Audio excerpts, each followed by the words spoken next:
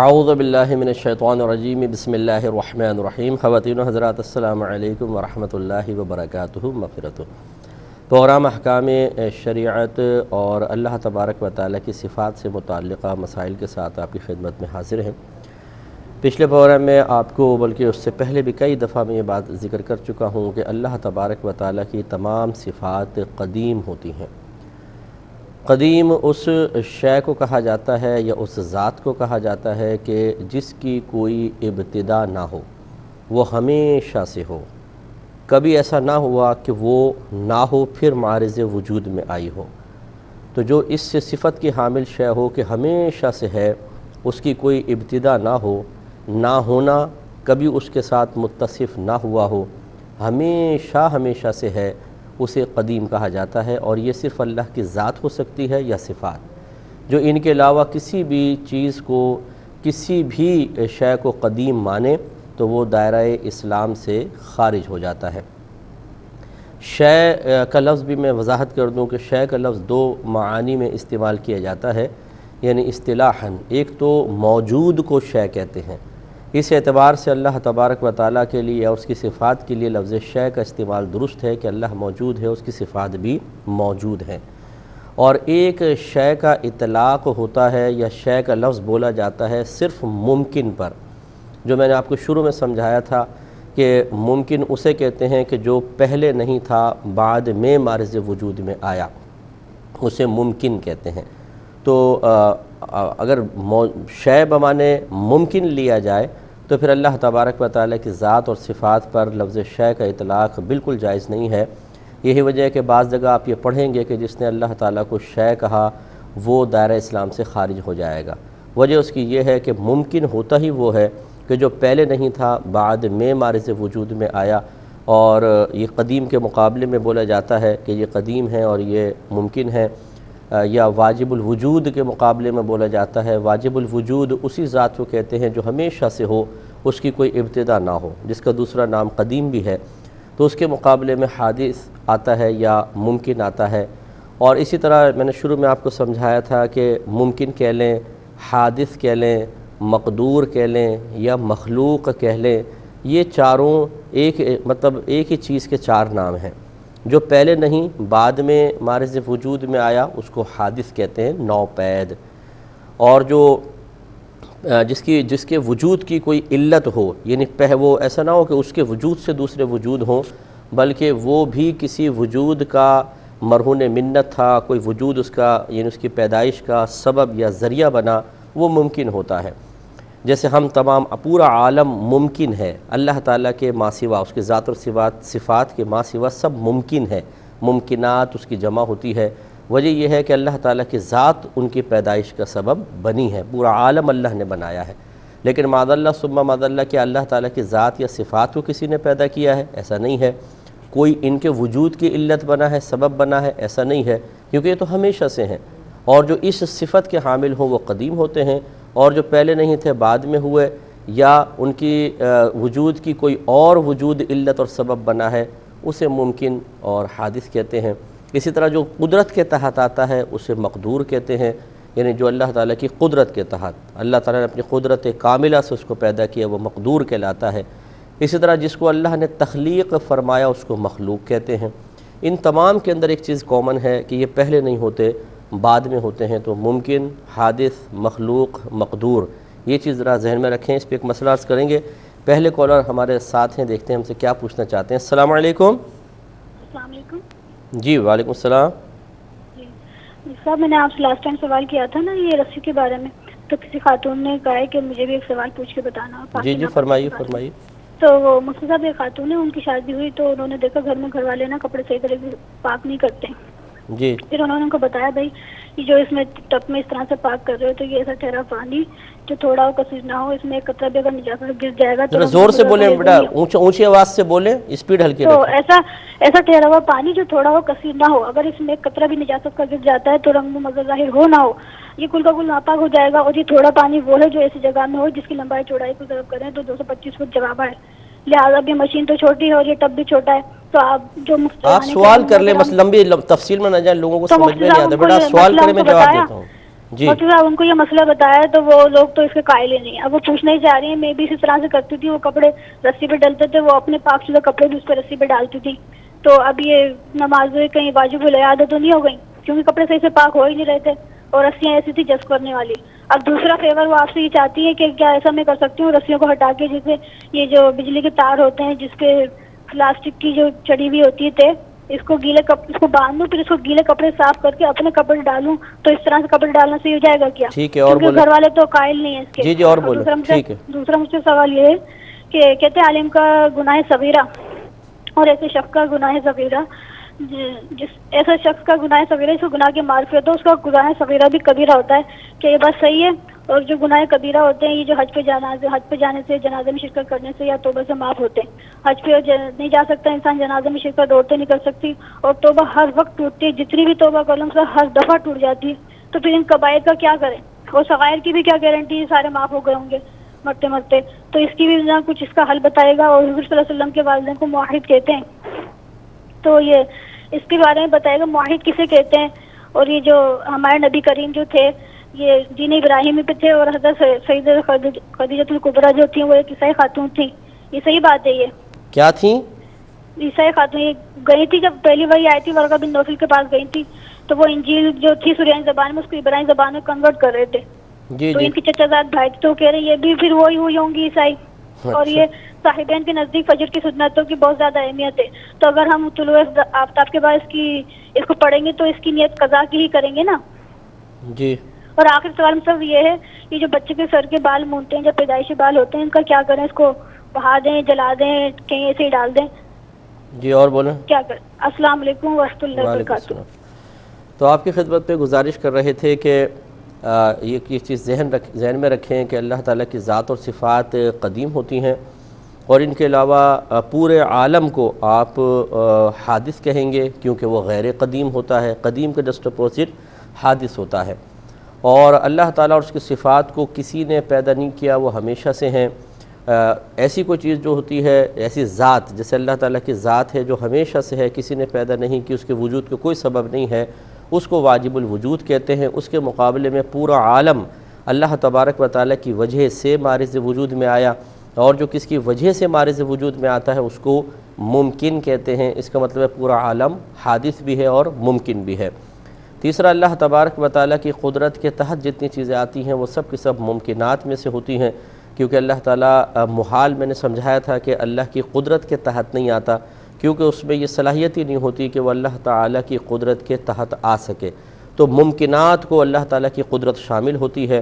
تو جو اللہ کی قدرت کے تحت آتے ہیں انہیں مقدور بھی کہا جاتا ہے.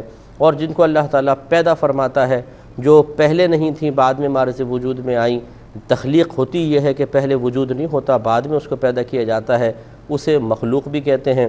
تو گویا کہ ممکن, حادث, مقدور اور مخلوق یہ چاروں ایک ہی چیز ہیں کہ یہ پہلے نہیں ہوتی اور بعد میں مارز وجود میں آتی ہیں. تو اب اللہ تبارک و تعالیٰ کے صفات کے بارے میں ایک عقیدہ اور مزید یہ یاد رکھیں کہ اللہ تعالیٰ کی تمام صفات قدیم ہوتی ہیں, نہ یہ زیر قدرت داخل ہوتی ہیں اور نہ مخلوق ہوتی ہیں. اللہ تعالیٰ کی تمام صفات غیر مخلوق ہیں. یہ اہل سنت کا عقیدہ ہے, شروع سے ابھی تک یہ چلتا آ رہا ہے کہ اللہ کی کوئی صفت مخلوق نہیں ہے, کیونکہ اگر کسی بھی صفت کو مخلوق مان لیا جائے, جیسے اللہ تعالیٰ کا کلام ہے, اس کا ارادہ ہے, اس کی قدرت ہے, حیات ہے اور دیکھنا ہے, اس کی سماعت یعنی دیکھنا اور سننا ہے, ان چیزوں کو اگر مخلوق مانا جائے تو آپ خود سمجھ سکتے ہیں کہ یہ بات ماننا پڑے گا کہ پہلے نہیں تھیں پھر ان کو تخلیق کیا گیا. اب معاذ اللہ ثم معاذ اللہ, اگر اللہ تعالیٰ کی تمام صفات کو مخلوق مان لیا جائے تو مخلوق تو وہی ہیں جو پہلے نہیں تھی بعد میں ہوئیں. تو اس کا مطلب ہے کہ اللہ تعالیٰ کے پاس پہلے یہ نہیں تھیں بعد میں ہوئیں, تو پھر اللہ تعالیٰ کے پاس تو یہ صفات تھی نہیں تو وہ تو ان کو پیدا کرے گا ہی نہیں, تو پھر کسی اور ذات کو ماننا لازم آئے گا جس نے پیدا کی.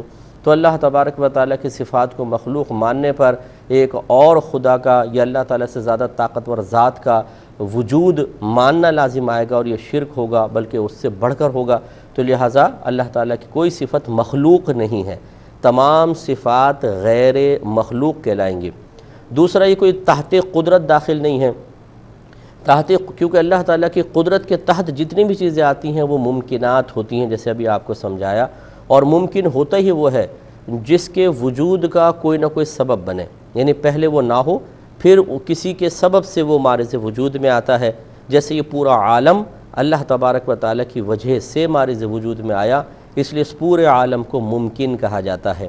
اگر اللہ تبارک و تعالیٰ کی صفات کو تحت قدرت مان لیا جائے کہ یہ بھی اللہ تعالیٰ کی قدرت کے تحت ہیں، تو پھر یہ ماننا لازم آئے گا کہ یہ پہلے نہیں تھیں، بعد میں پیدا ہوئی ہیں، کیونکہ جو بھی چیز اللہ تعالیٰ کی قدرت کے تحت ہوتی ہے وہ ممکن ضرور ہوتی ہے، اور ممکن کی تعریف یہ ہے کہ جو پہلے نہ ہو بعد میں پیدا ہو، اس کے وجود کا کوئی سبب بنے۔ تو لہٰذا خلاصہ پھر یہ نکلتا ہے کہ اللہ تبارک و تعالیٰ کی صفات نہ ممکن ہیں اور نہ یعنی اللہ تعالیٰ کی تمام صفات نہ مخلوق ہیں اور نہ زیر قدرت داخل ہیں۔ یہ اچھی طریقے سے عقیدہ ذہن میں رکھنا چاہیے۔ ذہن کے مسائل لے لیتے ہیں، کچھ آفیئر کویسچنز بھی ہیں، وہ بھی انشاءاللہ موقع ملے تو میں کر لوں گا، اس کے جوابات دیں گے۔ کویسچن کیا گیا کہ ایک جگہ لڑکی کی ایسی جگہ شادی ہو گئی کہ جن گھر والوں کو مسائل وغیرہ بالکل معلوم نہیں ہیں، وہ واشنگ مشین میں گندے کپڑے ایک ساتھ دھو دیتے ہیں اور پھر ان کپڑوں کو رسی پہ بھی ڈال دیتے ہیں۔ وہ لڑکی سمجھاتی ہے تو وہ مانتے نہیں ہیں، اب کیا کیا جائے؟ اور پھر انہوں نے ایک اور بات کہی، وہ میں اس کا جواب دیتا ہوں۔ پہلے میں دیکھنے والوں کو یہ عرض کر دیتا ہوں کہ یاد رکھیں، یہ جتنے بھی ایسے پانی جمع ہونے کے مقامات ہیں کہ ان کی لمبائی چوڑائی کو ضرب کریں تو 225 فٹ نہ آئے، جیسے چھوٹا ٹب ہے، بالٹی ہے، واشنگ مشین ہے، یا انڈر گراؤنڈ ٹینک بھی اتنے بڑے بڑے نہیں ہوتے ہیں کہ آپ ان کو اگر ان کے لمبائی چوڑائی کو ضرب کریں تو 225 فٹ آ جائے۔ ایسی جو اوپر کی ٹینکیاں ہوتی ہیں، تو جو اتنے چھوٹے اتنے کم پانی کو لیے ہوئے چیزیں ہوتی ہیں، انہیں اسے کہتے ہیں چھوٹا حوض، یا اس پانی کو قلیل پانی کہتے ہیں۔ اور شرعی لحاظ سے اس کا حکم یہ ہوتا ہے کہ ان میں اگر ایک قطرہ بھی نجاست گر جائے، چاہے اس کا رنگ وغیرہ ظاہر ہو نہ ہو، کل ناپاک ہو جاتا ہے۔ اس کو کنٹینیو رکھیں گے ایک مختصر سے بریک کے بعد۔ بسم اللہ الرحمن الرحیم۔ تو آپ کی خدمت میں گزارش کر رہے تھے کہ سب یہ اچھی طریقے سے مسئلہ جان لیں کہ اتنا ایسا کوئی برتن، ایسا کوئی ٹینک، ایسا کوئی حوض جس کی لمبائی چوڑائی کو ضرب کریں تو 225 فٹ سے کم جواب آئے، وہ سب چھوٹے حوض کہلاتے ہیں۔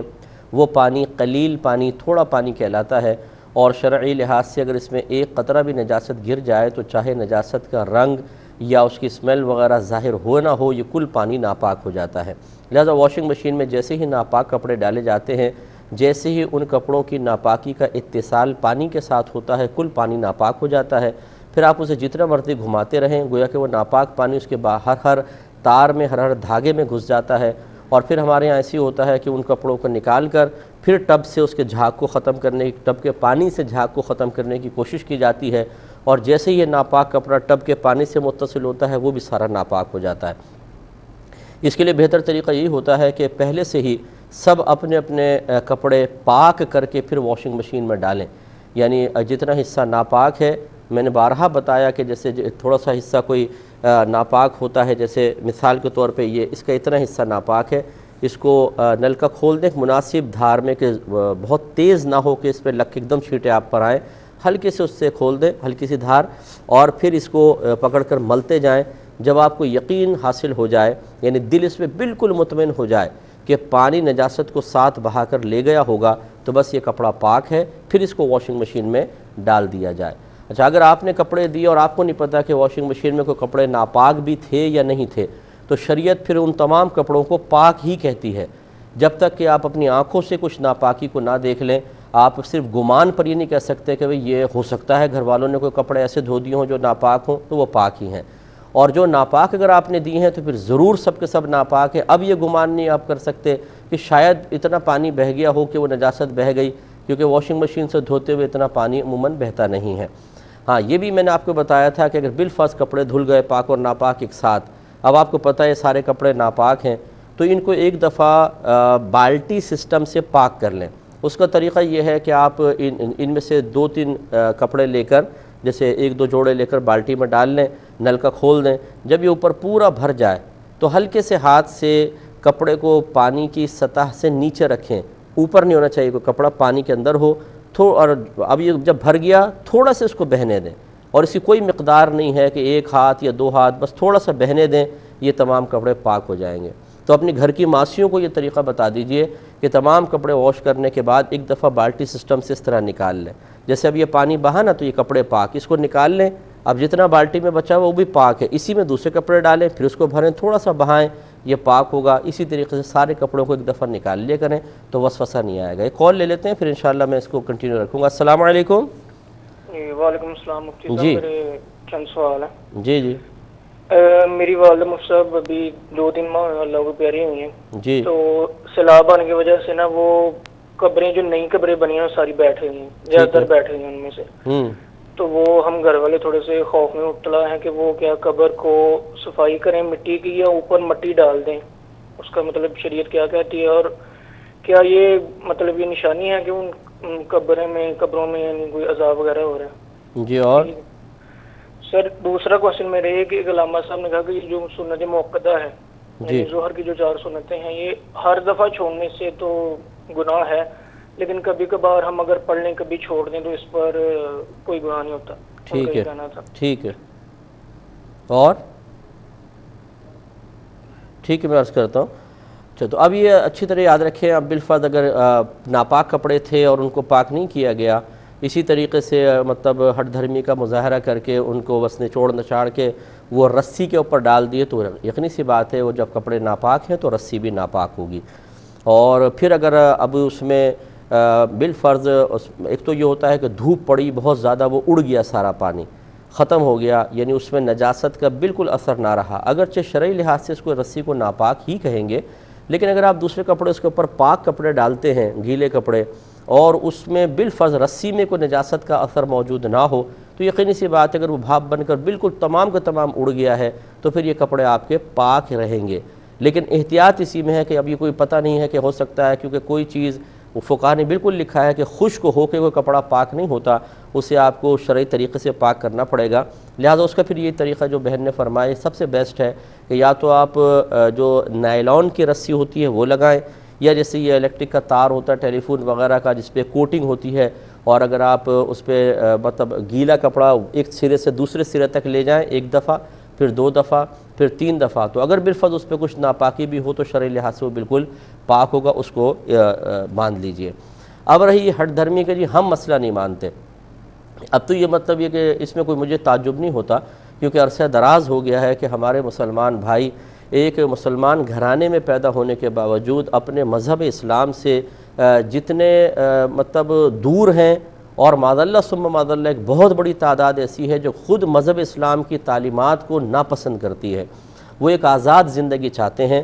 ہاں باہر کے ملک میں جائیں تو وہاں کے قانون کی تعریف بھی کریں گے اور اس کو فالو کریں گے، دبئی چلے جائیں، UK چلے جائیں، US چلے جائیں، یہاں شترے بے مہار ہوں گے، وہاں بالکل سیدھے چلیں گے اور تعریف کریں گے کہ نہیں بھئی بہت اچھا قانون ہے اور اس کو بالکل فالو کرنا چاہیے، لیکن جب دین اسلام کی باری آتی ہے تو اپنے مذہب اسلام کی تعلیمات کو حقیر جان کر اپنی ہٹ دھرمی کا مظاہرہ کرتے ہیں، اور یہ اپنی آخرت کی بربادی کا بہت زیادہ سامان کرنا ہے۔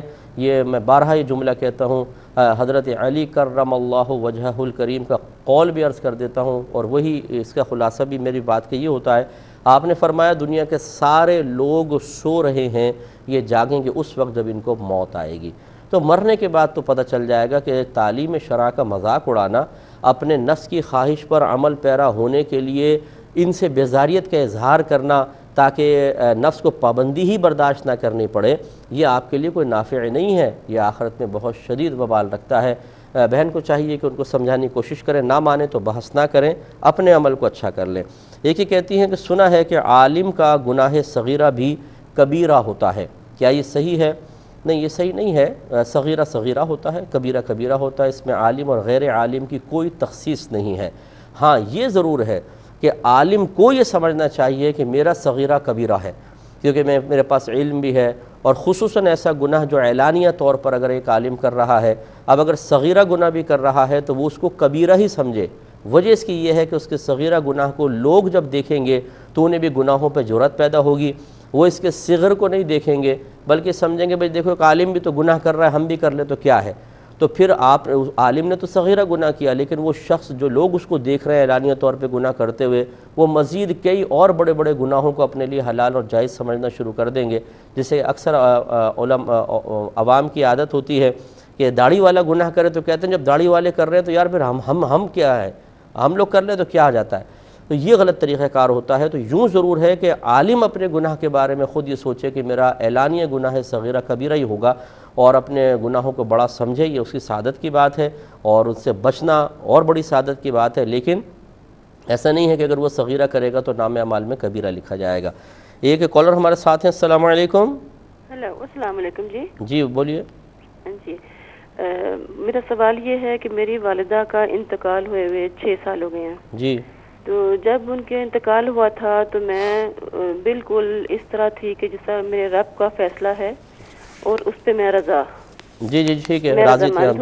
جی تو مجھے اس میں کوئی اس وقت میں تکلیف کا مجھے احساس شدت سے نہیں تھا. ٹھیک ہے آپ کیا پوچھنے کے تریم ہیں, جلدی سے بولیے. ہاں, میں پوچھنا یہ چاہ رہی ہوں کہ میں اس کے بعد سے ابھی تک اللہ تعالیٰ سے بہت دعا کر چکی کہ میری امی کی بخشش کریں, ہر ممکن کوشش میری ماں کو جنت میں جگہ دیں, لیکن میرا دل مطمئن نہیں ہوتا. میں کس طرح مطمئن ہوں؟ ٹھیک ہے میں عرض کرتا ہوں. ایک یہ بات ہے. دوسرا بات یہ ہے کہ میں درود شریف پڑھنے سے پہلے باوضو ہونا ضروری ہے.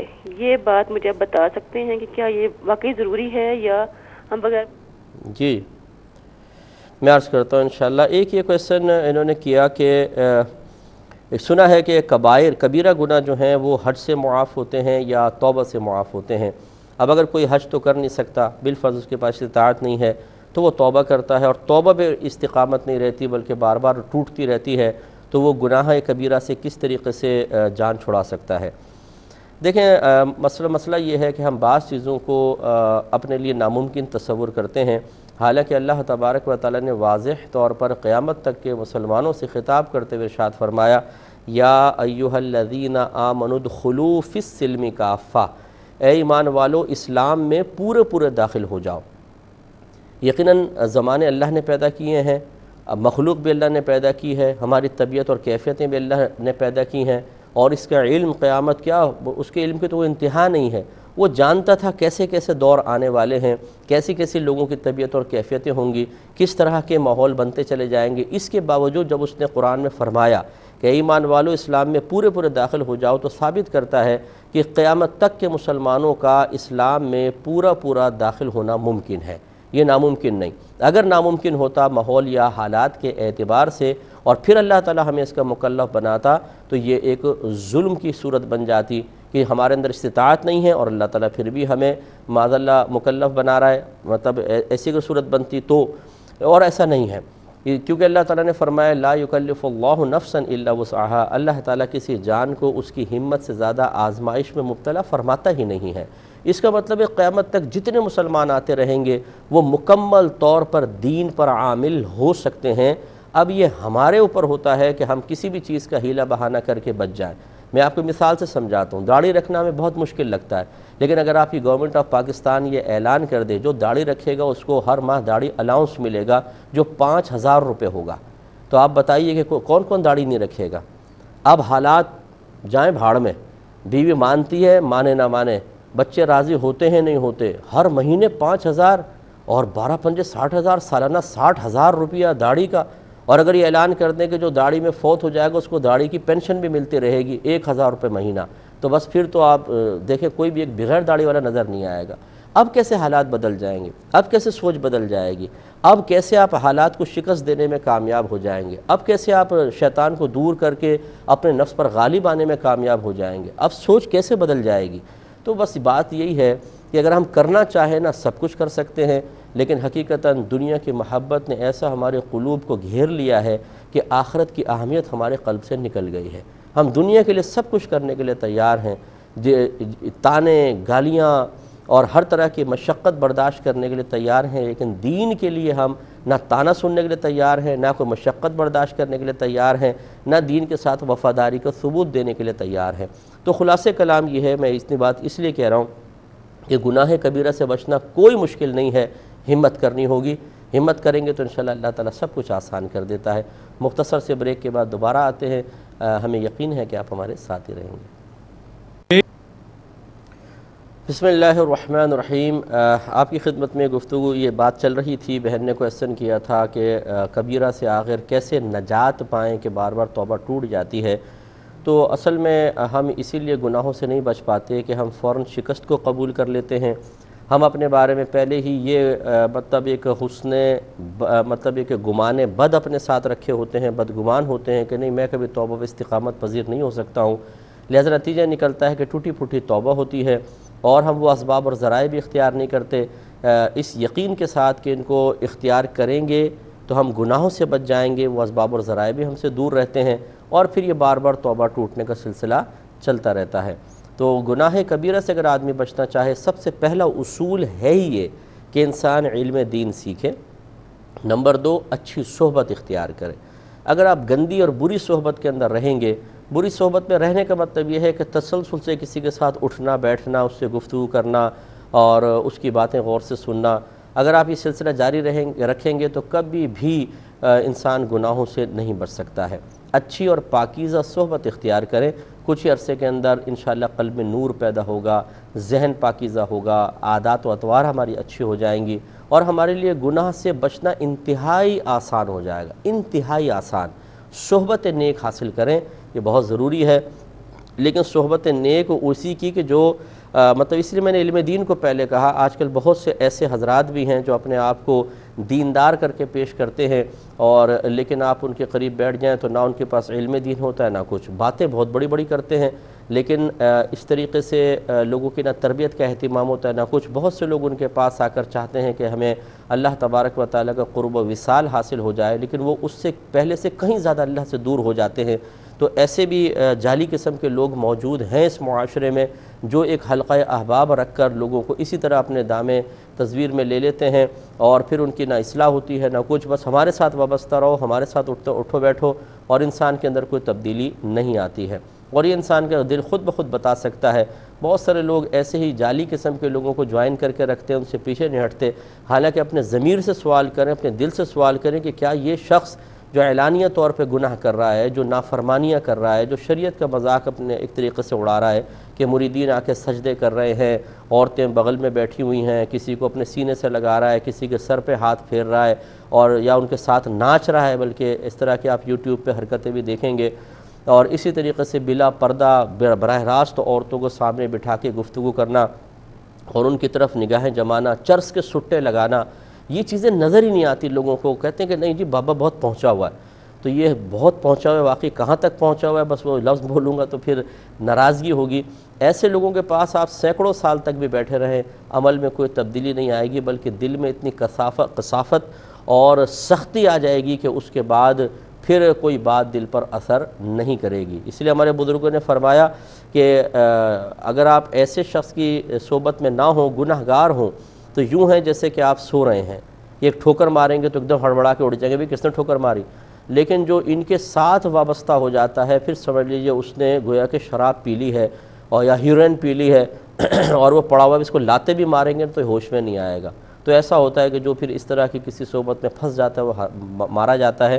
تو اچھی صحبت کو اختیار کریں، اچھے ماحول کے قریب رہیں تو انشاءاللہ آپ یہ دیکھیں گے کہ گناہ سے بچنا بہت ہی آسان ہے۔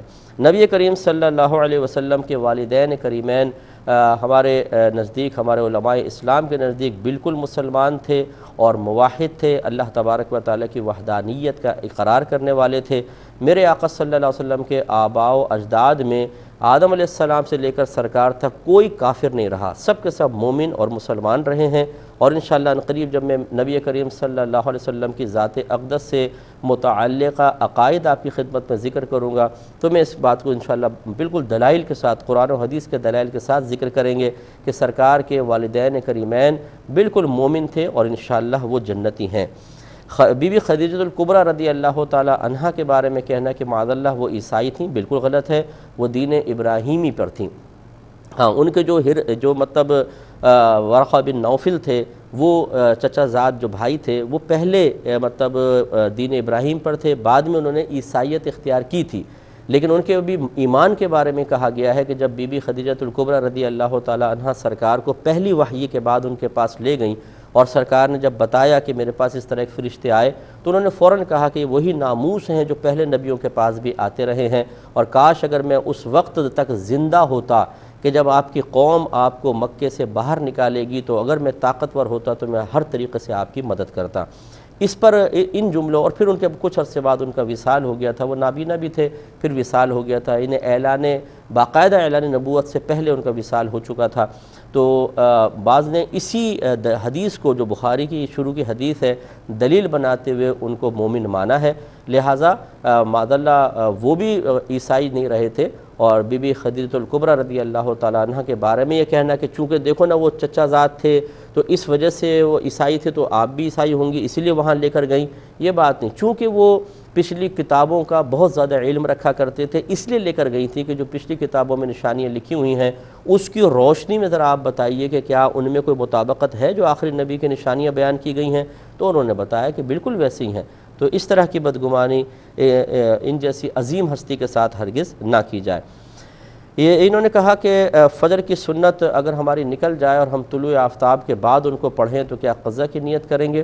تو جی ہاں، بالکل یہ قضا کی نیت کریں گے، کیونکہ صاحبین کے نزدیک جیسے آپ نے فرمایا امام اعظم کے دو شاگرد امام ابو یوسف اور امام محمد رضی اللہ تعالی عنہما کے نزدیک یہ تقریباً قریب بواجب ہے اور ان کی قضا ہونی چاہیے۔ تو اگر طلوع آفتاب کے بعد کوئی پڑھنا چاہے ان کے قول پہ عمل کر کے تو قضا کی نیت سے پڑھے گا، اگر پہلے نکل گئی تھی تو۔ اسی طریقے سے کہتے ہیں کہ بچوں کے جو چھوٹے بچے ہوتے ہیں 7 دن کے بعد ان کے سروں کے بال اتارے جاتے ہیں، تو ان بالوں کا کیا کیا جائے؟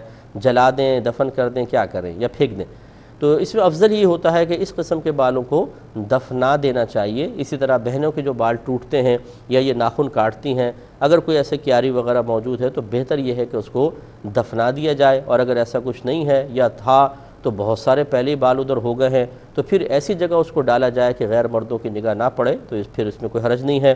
اور بچوں کے بالوں کی اگر جگہ کوئی ایسی نظر نہیں آ رہی تو ان کو آپ پھینک سکتے ہیں، اس پر تو کسی کی نگاہ پڑے تو کوئی مسئلہ بھی نہیں ہے۔ ایک یہ کہتے ہیں کہ ان کے والدہ فوت ہوئی ہیں ابھی کچھ عرصے پہلے، یہ پنجاب میں سیلاب وغیرہ آیا تو قبر بیٹھ گئی ہے اور مٹی پوری اندر چلی گئی ہے، تو اب یہ کہتے ہیں ہم بڑے خوفزدہ ہیں کہ کیا کیا جائے۔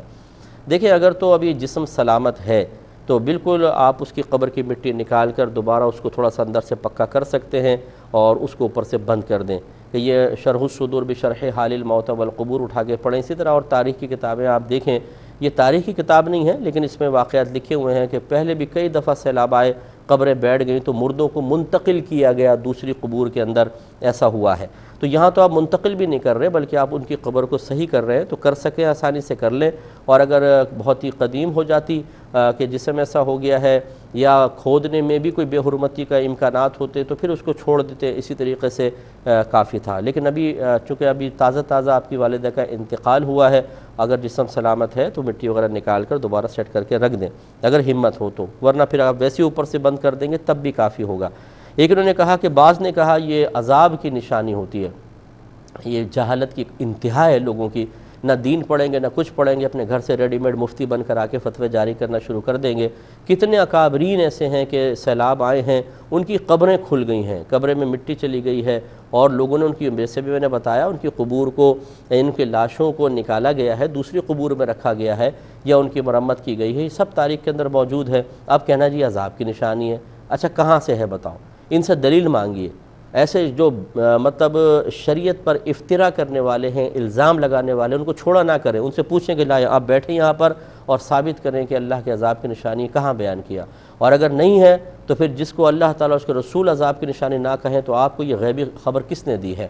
اور اگر آپ اس غیبی خبر کا دعویٰ خود کرتے ہیں تو پھر یاد رکھیں آپ گناہ کبیرہ کے مرتکب ہیں، اور معاذ اللہ ثم معاذ اللہ اس کی انتہا کفر تک بھی پہنچ سکتی ہے۔ تو اس قسم کی باتیں اپنے پاس سے ہرگز نہ کہی جائیں، یہ کوئی عذاب قبر کی علامت نہیں ہے۔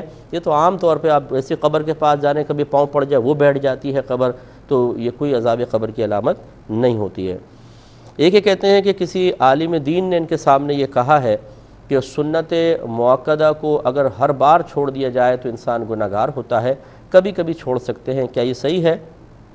دیکھیں، کبھی کبھی چھوڑ سکتے ہیں یہ تو نہ کہا جائے، مناسب نہیں ہے، بلکہ یوں کہا جائے کہ اگر کبھی کبھار رہ گئی کوئی سنت مؤکدہ رہ گئی، جیسے وقت کم ہے تو آپ نے فرض پڑھ لیا، سنت مؤکدہ چھوڑ دی، تو 1-2 بار چھوڑا تو یہ برا نہیں ہوتا ہے، یعنی برا ہے لیکن گناہگار نہیں ہوتا ہے۔ ہاں اگر ترک کی عادت بنا لے، یہ پڑھتا ہی نہیں ہے تو پھر وہ یقیناً گناہگار ہوگا۔ تو اس جہت سے ان عالم دین نے بالکل صحیح بات بیان فرمائی، اس پہ آپ کو یقین رکھ لینا چاہیے۔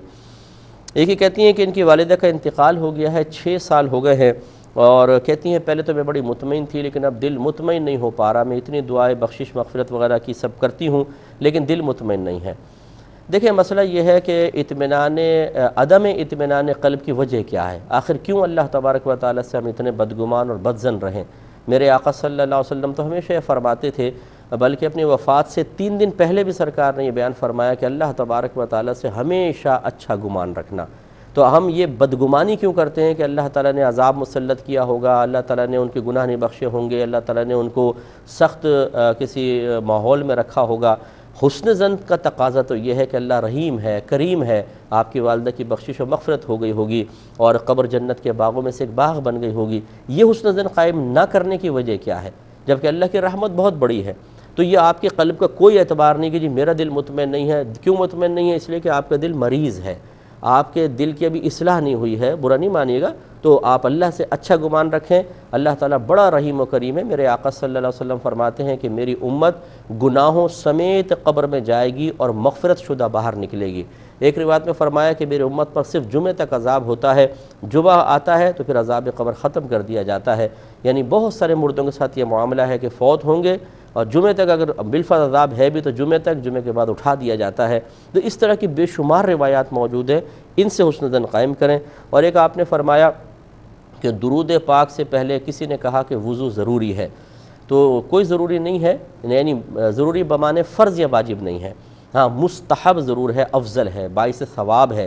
اگر آپ وضو کر کے درود شریف پڑھنا چاہیں تو بہت اچھی بات ہے، لیکن جو عام لوگ ہیں ان کے لیے میرا مشورہ یہ ہے، ہم بعض اوقات جذباتیت میں آ کے کہتے ہیں دیکھو درود سے پہلے وضو ضرور ہونا چاہیے، سرکار کا ذکر اور وضو نہ ہو، یہ ہم بہت اچھے جذبے سے کہہ رہے ہوتے ہیں، لیکن بعض اوقات شیطان ایک کام کروا رہا ہوتا ہے کہ جب ہم کسی سے یہ کہتے ہیں تو وہ کہتا ہے یار وضو کروں پھر درود شریف پڑھوں تو سستی آ جاتی ہے، وہ درود شریف بھی نہیں پڑھتا۔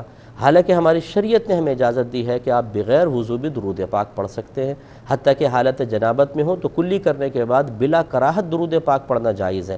تو اتنی مشقت کے ساتھ کسی مستحب عمل کو ذکر نہ کریں کہ عوام الناس اس کو اختیار کرتے ہوئے 10 بار سوچے، بلکہ آسانی دیتے ہوئے پہلے اس کو استقامت پذیر کروا لیں، پھر آہستہ آہستہ بتدریج اس کو اس طرف لے کر آئیں کہ اب آپ ماشاءاللہ درود شریف کافی عرصے سے پڑھ رہے ہیں، اگر وضو کر لیں تو بہت اچھی بات ہے۔ ای میل ایڈریس چل رہا ہوگا، میل آپ کر سکتے ہیں۔ اب چونکہ وقت قلیل ہے، ہمیں اجازت مرحمت فرمائیں، آپ ہمارے لیے دعا کیجیے، ہم آپ سب کے لیے دعا گو ہیں کہ اللہ تبارک و تعالیٰ آپ کو علم دین کی دولت سے مالا مال فرمائے اور اپنے اطراف میں احسن انداز سے تبلیغ دین کرتے ہوئے لوگوں کو گناہوں سے دور کرنے اور نیکیوں پہ استقامت پذیر کروانے میں اہم کردار ادا کرنے کی توفیق عطا فرمائے، آمین۔ وآخر دعوانا ان الحمد للہ رب العالمین۔